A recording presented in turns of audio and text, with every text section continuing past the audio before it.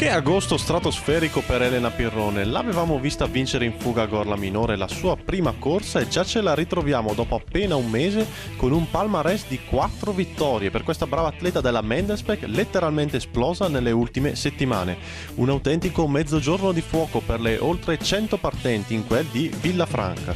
Di fuoco visto che lo start è stato dato proprio a mezzogiorno, di fuoco perché tra le oltre 100 partenti c'era rappresentato gran parte del nord e del centro Italia. Circuito pianeggiante di 2,8 km da ripetere 11 volte al via anche le campionesse italiane Laura Tomasi ed Elena Pisu, che hanno corso insieme per la prima volta dopo la magica giornata di Boario. Qualche timido scatto, ma andare via era oggettivamente difficile per queste esordienti e allora il finale è una volatona di gruppo con un testa a testa avvincente tra Elena Pirrone e Letizia Paternoster del team femminile trentino, quest'ultima arrivata seconda davanti a Francesca Selva dell'Industrial Forniture Moro, terza. Ma ecco le parole della vincitrice Elena Pirrone raccolte da Fabiano Ghilardi. Elena Pirrone, nell'ultimo mese 4 vittorie, una di fila all'altra. Avevi appena vinto 3 giorni fa a Salizzolo e oggi ti sei ripetuta qua a Villafranca.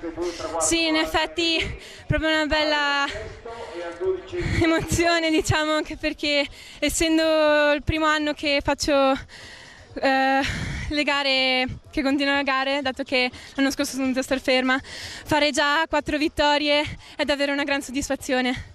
Oggi tra l'altro è il tuo onomastico e Sant'Elena ti sei fatta un regalo speciale. Sì, forse il più bello di tutti. Una dedica? La dedica va alla mia squadra, ai miei genitori, ai miei allenatori e a tutti quelli che mi seguono.